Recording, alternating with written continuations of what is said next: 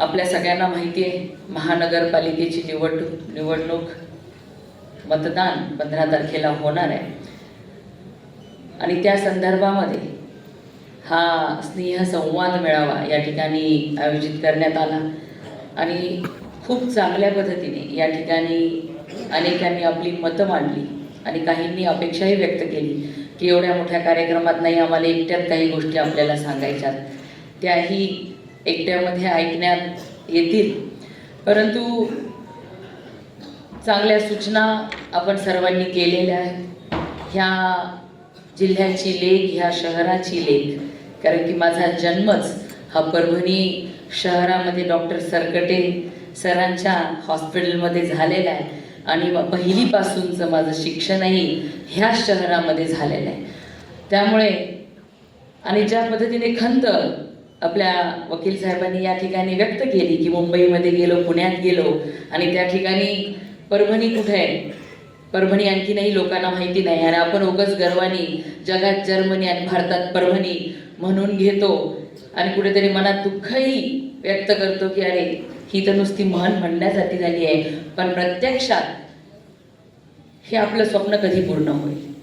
परंतु आज या ठिकाणी सांगायला मला आनंद होतोय की आज ह्या निवडणुकीला सामोरं जाताना आणि लोकांच्या प्रतिक्रिया ऐकते की ह्या परभणी शहरातील लोकांना विश्वास आहे भारतीय जनता पार्टीच्या नेतृत्वावर. ह्या परभणी शहरातील लोकांना विश्वास आहे पंतप्रधान नरेंद्र मोदीजींच्या विचारांवर. त्या परभणी शहरातील लोकांना विश्वास आहे आदरणीय मुख्यमंत्री देवेंद्र फडणवीस साहेब यांनी केलेल्या कामावरती आणि त्यांनी जे विजन ह्या महाराष्ट्राला दाखवले त्यावरती.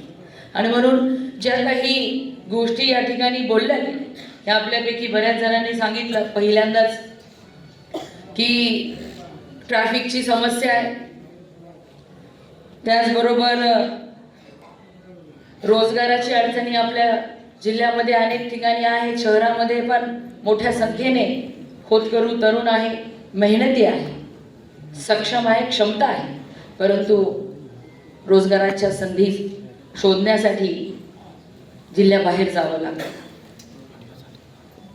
बऱ्याच जणांनी सांगितलं की लहानपणापासून बघतो तसा परभणी शहराचा चेहरा मोहरा काही बदलला गेला नाही. आपणही, मीही त्याची साक्षीदार आहे. 2012 मध्ये पहिल्यांदा आपली महानगरपालिका झाली, पण ज्या पद्धतीने पाहिजे होतं तशा पद्धतीने शहराचा विकास होऊ शकला नाही. त्याला अनेक कारण आहेत. यापूर्वी सत्तेत कोण होतं नव्हतं, कुणाचे विजन कसं राहिलं किंवा काय अडचणी आल्या, ह्या अनेक कारणं असतील, त्याकडे आपल्याला बघायचं. परंतु आपण सगळ्यांनी बघितलंय की शहरासाठी काय हवंय ह्याची कल्पना, ह्याची अपेक्षा, कारण आपण महानगरामध्ये राहतोय तर किमान महानगरामध्ये मिळणाऱ्या भौतिक सुखसोयी आम्हाला मिळाव्यात एवढीच एक माफक अपेक्षा एका मतदार म्हणून प्रत्येक व्यक्तीची असते. आणि ती अपेक्षा पूर्ण करण्यात सरकार केंद्रामध्ये आहे, राज्यामध्ये आहे आणि म्हणून आपल्याला ह्यांच्यासोबत राहायचं आहे, भारतीय जनता पार्टीसोबत राहायचं आहे, हा विचार प्रत्येकाने मनाशी बाळगलेला आम्हाला दिसतोय.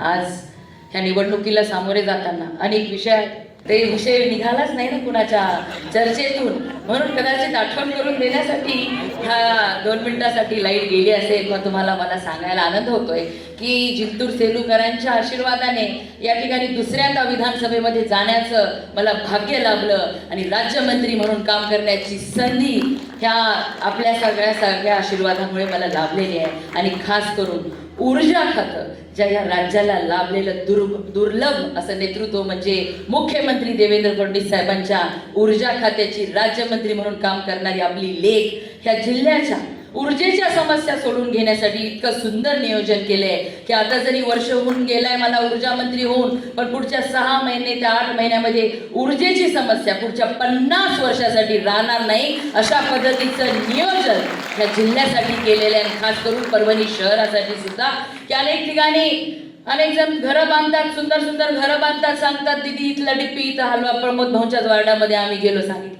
मी म्हणलं तिथं तुम्ही घर बांधताना ही डिप्पी हा पोल आमचा तर आधीपासूनचाच आहे, घर बांधताना तुम्हाला दिसला नाही का. पण अशा अनेक अडचणी असतात किंवा आता रोज दिवसेंदिवस प्रत्येकजण ऊर्जेचा वापर वाढत चाललेला आहे आणि ह्या सगळ्या समस्या लक्षात घेऊन शहरामध्ये छोट्या गल्ल्या आहेत तिथे विद्युत खांबाचा विद्युत तारेचा अडचण होऊ नये, कुणाला करंट लागून काही दुर्घटना होऊ नये यासाठी आपण विशेष DPR बनवलेला आहे. अंडरग्राऊंड छोट्या छोट्या गल्ल्यांमधून ही सगळी जे पोल आहेत तारा आहेत त्या जातील, हे पण येणाऱ्या वर्षामध्ये आपल्याला बघायला मिळेल. अशा पद्धतीचं नियोजनबद्ध कार्यक्रम शहरासाठी आखलेला आहे. एवढंच नाही तर नवीन 132 केंद्र असतील, 220 असतील, 33 KV असतील, ॲडिशनल ट्रान्सफॉर्मर तर आपण आत्ताच शहरामध्ये एक 10चा आणि एक 5चा बसवलेला आहे. टप्प्याटप्प्याने ह्या सगळ्या गोष्टी आपल्याला या ठिकाणी उभं राहिलेल्या दिसतील. कारण MIDCच्या इंडस्ट्रीवाल्यांच्या पण लाईटच्या अडचणी आहेत, त्या सुद्धा सोडवण्याचा आपण प्रयत्न करत आहोत.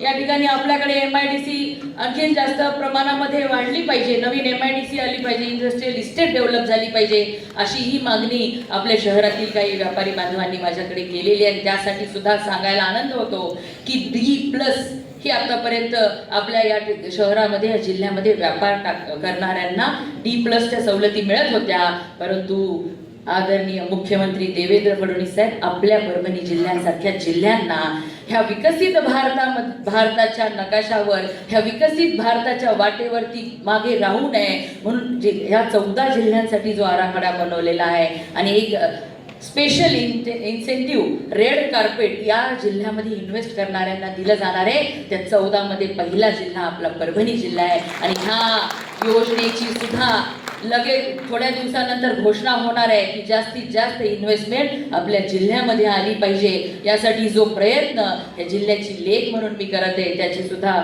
लवकरच गोड बातमी आपल्याला ऐकायला मिळणार आहे. कारण की मी बोलण्यापेक्षा करण्यामध्ये वटुगड साहेब जास्त भर देत असते. सांगायला आनंद होतो की आपल्या नांदेड, हिंगोली, बीड, जालना या जिल्ह्यांमध्ये कुठंच नाही, आपल्या परभणी जिल्ह्यामध्ये 2 IT कंपन्या ह्या वर्षभरामध्ये स्थापन झालेल्या आहेत. केवळ या जिल्ह्याची लेख राज्यमंत्री झाली आहे, पालकमंत्री झाली आहे म्हणून. त्याचबरोबर CIIT टाटा सन्सच्या माध्यमातून या ठिकाणी राज्यामध्ये काही ठराविक जिल्ह्यांमध्येच द्यायचं त्यांनी ठरवलं, परंतु माझ्या जिल्ह्यामध्ये सुद्धा CIIT झालं पाहिजे आणि माझ्या जिल्ह्यातल्या होतकरू तरुणांना या ठिकाणी त्यांच्या उद्योगाची स्टार्टअप उभारणीची स्वप्न पूर्ण करू शकले पाहिजे. ते काही जे शिक्षण घेतलं त्यामध्ये आणखी ग्रूमिंग झाली पाहिजे, फिनिशिंग झाली पाहिजे, त्यांचा आत्मविश्वास वाढला पाहिजे. यासाठी CIIT सुद्धा आपण मंजुरी करून घेतलेली आहे आणि 125 करोड रुपयाचा निधी हा टाटा सन्स देणार आहे. त्यामुळे वर्षभरामध्ये ती या ठिकाणी इन्स्टिट्यूट चालू होईल आणि दरवर्षी 3000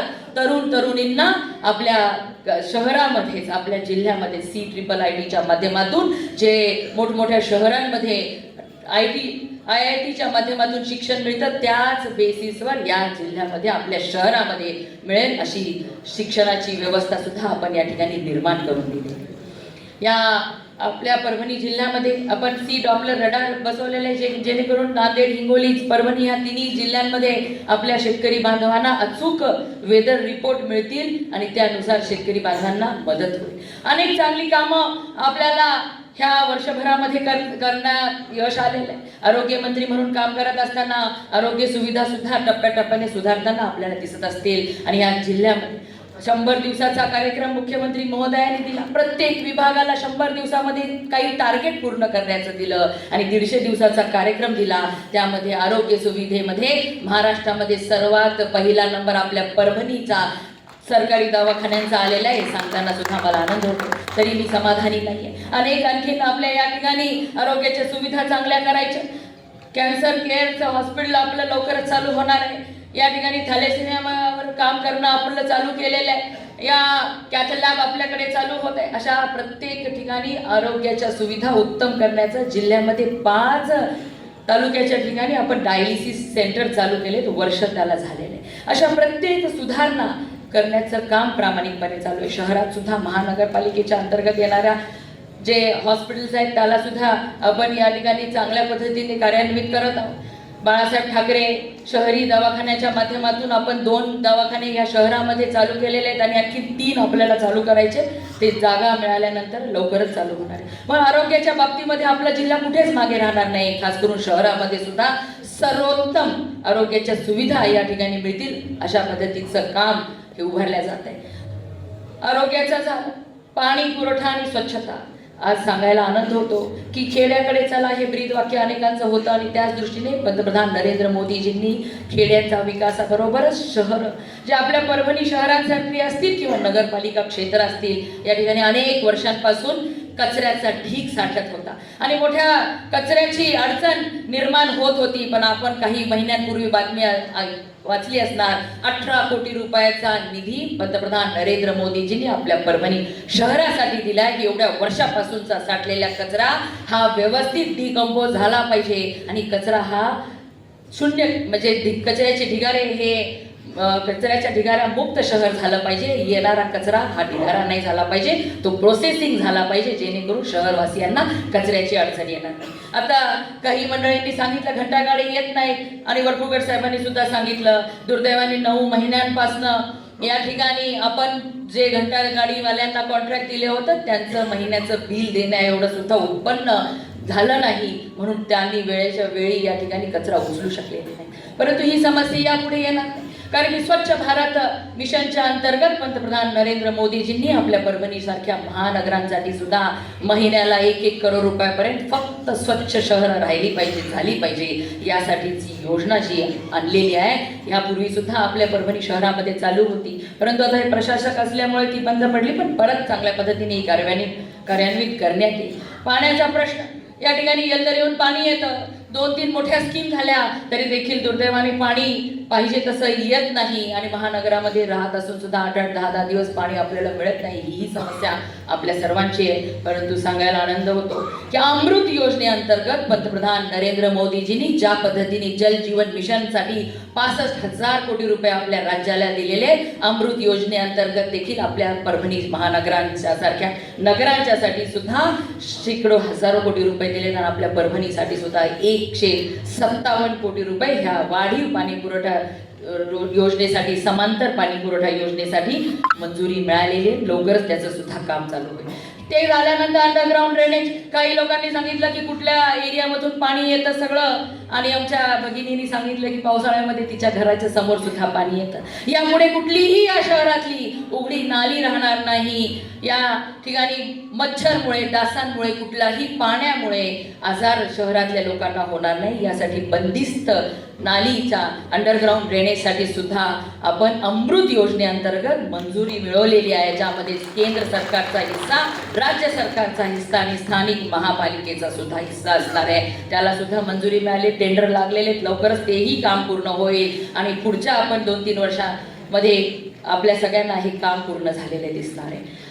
ओपन स्पेसेसच्या बाबतीमध्ये सांगितलं गेलं यापूर्वी काय झालं कशामुळे झालं ह्यावरती मला बोलायचं नाही परंतु सुंदर गार्डन्स असल्या पाहिजे म्हणून नमो उद्यानाची सुद्धा प्रत्येक शहरामध्ये नमो उद्यान ह्या मुख्यमंत्री देवेंद्र फडणवीस साहेबांच्या संकल्पनेतून एकनाथ शिंदे साहेबांच्या संकल्पनेतून प्रत्येक शहरामध्ये नमो उद्यानासाठी 1-1 कोटी रुपये हे दिलेले आहेत आणि आपल्या परभणी जिल्ह्यामध्ये सुद्धा 10 ठिकाणी नमो उद्यानसाठी निधी देण्यात आलेला आहे. सुंदर असं नमो उद्यान सुद्धा आपल्या शहरामध्ये एक तर होईलच पण जिथे जिथे ओपन स्पेसेस असतील त्या ठिकाणी सुंदर गार्डन मैदानं कारण आपण सांगितलं ओबेसिटीचा किंवा नॉन कम्युनिकेबल डिसीजेसचा प्रश्न खूप मोठ्या प्रमाणामध्ये झालेला आहे आणि त्यावरती सुद्धा आपल्या जिल्ह्याची राज्यमंत्री आरोग्य राज्यमंत्री या राज्यामध्ये